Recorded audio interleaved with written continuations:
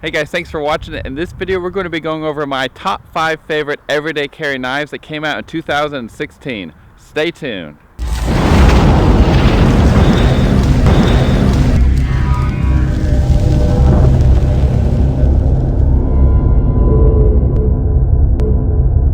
Hey guys, thanks for watching. So, as I do in all my videos, I'm going to leave the links for all of the knives I'm going to be talking about in this video down in the description box down below, as well as the specs that I don't cover in this video, so be sure you check those out. But I'll do my best to talk about what I like about these knives and what I don't like about these knives. And like I said, these are the ones that were released in 2016. I have a lot of pocket knives.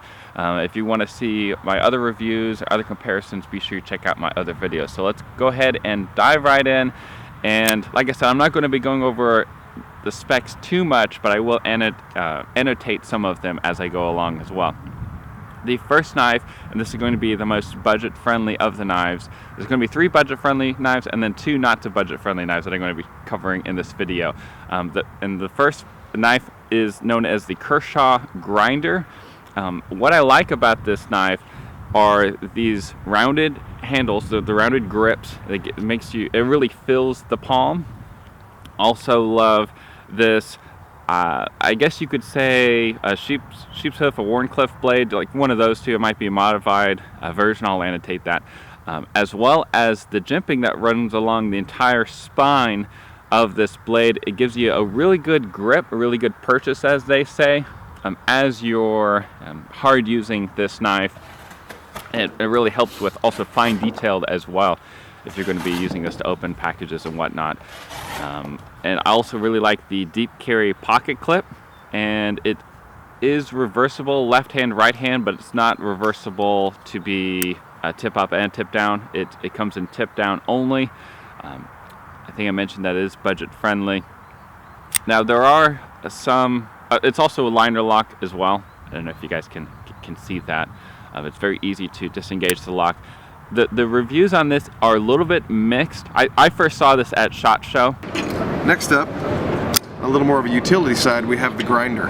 When I was at the Kershaw booth, and I really liked it. I knew instantly that I wanted to get this knife. In fact, I talked about it in my after SHOT Show video where I talked about the knives I was most excited about this year. The reviews on this knife are a bit mixed. They're about 4 stars on Amazon because I think there were some faulty ones that were sent out, but I haven't had any issues with mine, and I've had it for months now. So it is made in China. It's budget friendly. I think I mentioned that. So kind of keep that in mind if that's not something you're looking for. So that is the first knife. It does have a little bit of, I guess you could say, jimping on the flipper itself to kind of help you open this a little bit better. But yeah, I really like this knife. I highly recommend it. This would make a great beater knife, and like I said, the blade shape is amazing for everyday carry tasks.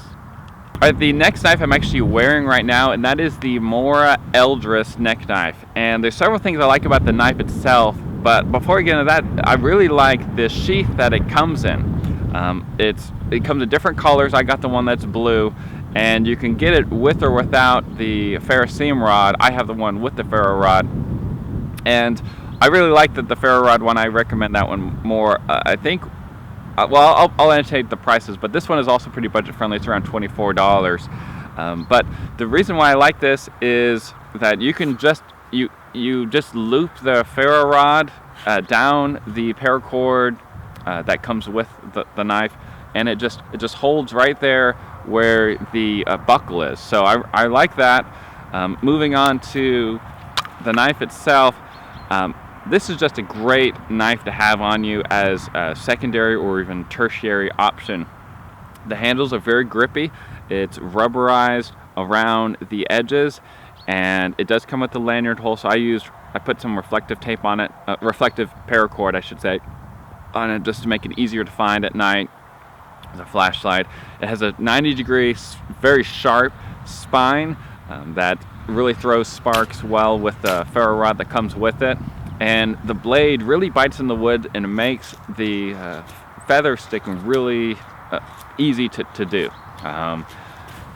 And yeah, I talked about this on a recent Instagram / Twitter post. If you guys follow me on @BudgetBugout, you guys can see my daily updates of my knives and such. And I just had a great time making feather sticks with this the other day. And yeah, I just highly recommend this. I really don't see any cons on this knife other than just the fact that it is kind of bulky, so it's going to be difficult to put inside a shirt if it's the summertime kind of thing. It will definitely print, but for those of you who are just kind of walking through the woods or hiking or camping or whatnot, I think this would make an excellent neck knife, and it's only around $24 on Amazon. So be sure you check this out. This is one of my new favorite knives. All right, the next knife I'm going to talk about is known as the Tech Tool, and it's from Boker. And this is going to be the last knife that is budget friendly out of these 5 knives. And this one I think is around $40, $50, and just depending on how many tools you get. Mine has I think 7 tools, but you can get ones that just have a couple tools in it, and those are going to be maybe closer to $30. But I really like this knife. Technically this came out December 2015-ish time frame, but I'm including this in this video because I mean it came really popular this year.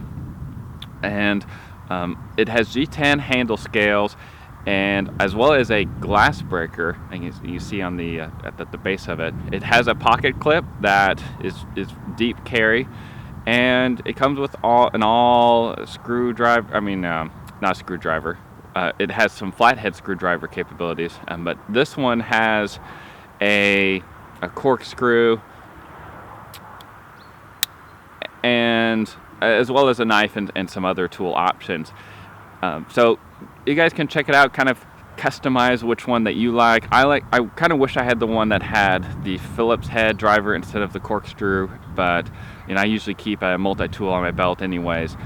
But I like this for, you know, maybe gear bag or even to put in your pocket. It does have a pocket clip, and I think this is really going to give Victorinox a run for its money, because it's so popular right now on social media. But anyways, guys, be sure you check out the Tech Tool from Boker. The knife blade is great, and it has a bunch of other capabilities. Let me see. One of the other things I really liked is the ability for it to, here we go, like cut paracord and things like that. You guys see this tool right here. Oh, it's starting to rain. But yeah, I really like this knife and highly recommend it, especially you guys who are into collecting or using multi-tools and Swiss Army knives. It's kind of a combination of both. These next 2 knives, like I said, are not so budget friendly, but let's go ahead and dive into them. This one is from Steel Will, and this is the Gecko 1505. And what I really like about this knife are the handle materials. That's what I like about the most. This is micarta handles, and for those of you who are not aware of why micarta is actually one of my favorite handle materials, is on fixed blades where you usually see this, it holds tight to your hand, your palm, whenever your hands are slippery, you know, moisture, etc. It adheres to you better than something like G10 or plastic or aluminum handles would do. So I really like having a good grip on this knife, using it in the outdoors, which is kind of what this knife is designed for. I also like the jimping, the spine of the blade. I was able to get a really good grip on this whenever I'm using this knife. And I like the backlock design. I like that it's ambidextrous. For those of y'all who are left-handed, you can switch to pocket clip from right hand to left hand if you want to keep in your left pocket. And that backlock design means that you can disengage this knife with either hand with ease. It's not like a liner lock where you have to move something over with your right thumb. And speaking of which, you have thumb studs on both sides. And this is made out of, the steel is made out of D2 steel, which is excellent steel. It's a kind of a super steel, holds its edge for a very long time. The downside of this knife, other than, of course, the price, is, I mean, you're getting good quality with that price. Keep that in mind. This is made in Italy, FYI. But The downside is it is a little bit of a heavier knife, but also the pocket clip on mine, the two of the screws are two out of the three don't tighten. So that, I think maybe this is just a defect in this one. I'm sure I could send it back and get another one. Maybe I'll do that. I'm not sure. I'll probably just review another knife, because this was sent to me from Steel Will. But I just kind of want to make you guys aware of the fact that that happened with my model. Doesn't necessarily mean it's going to happen with yours, but I just wanted to point that out. But overall, excellent materials, excellent construction, and I have excellent knife, especially for the great outdoors. So if you're looking for a knife with my Carta handles, I'd say look no further than this one. But anyways, this is the Gecko 1505 from Steel Will. All right, this next knife I purchased, or I should say my wife allowed me to purchase this for my birthday, and that is the Benchmade Crooked River knife. And there's two variants of this. I got the one that has the wooden handle scales on it. I just think it just looks cooler. But this is Benchmade that made this knife, as you can see from the access lock. I really like the accented what are they called? Bolsters? Something like that. As well as the orange lining at in the handle scales. And I like the pocket clip. I like the way Benchmade does their pocket clips. Of course, I like the wood handles. Let me see other things I like about this knife. I'm about to talk about a couple cons, but it has S30V steel, and I love the blade shape on this. A classic sort of a hunter's clip point knife, and yeah, I just like the overall look of the knife. I was about to say look and feel. What I don't like about the knife, unfortunately, is if you're going to hard use this knife right here, the back of the handles up here, it eventually causes a hot spot. Now I understand pocket clip causing hot spots, but on the handle itself to cause a hot spot, and like I said, it's this part right here. If you bear down on it, I'm not super happy that happens. But for just everyday use, if you're not going to be cutting through, dozens of cardboard boxes, heavy-duty cardboard boxes every day, then I'd say this is a great knife. It looks cool. I don't think I've seen too many other knives that I just had to have instantly when I saw it, other than this knife and a couple other knives that I've seen. But I saw it at SHOT Show, and I knew I had to have it, and I even told Derek, the guy who was showing it to me, that I was definitely going to purchase this knife, and I did. And I'm happy overall. I'm very happy with this knife. In fact, I'll go ahead and give you what I'd say my ratings are for each of these knives. Let me go ahead and grab them.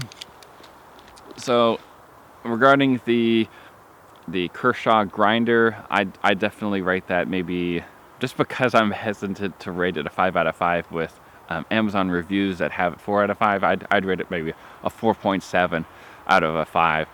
Just keep in mind that with budget-friendly knives, you're going to have to sharpen them a little bit more often. With this more Eldris, I'd give this a 5 out of 5 rating. Absolutely. There's no flaw with this knife, and there's no reason you shouldn't buy it right now. With this Boker Tech Plus, whatever it's called, Tech Tool, I think. I really like this knife. I wish that the version that I had, instead of a corkscrew, had the Phillips head, so I'd rate this a 4.5 out of 5.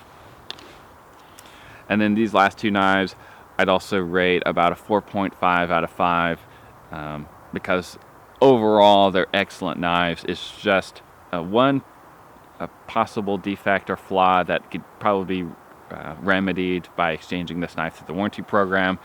And then this one, it's only if you're bearing down on the knife for long periods of time that you're going to have any issues.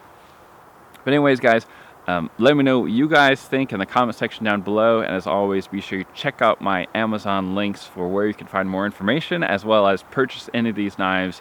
And that helps the channel if you use those links that I provide. Anyways, y'all stay safe out there, and remember, it pays to be prepared. God bless.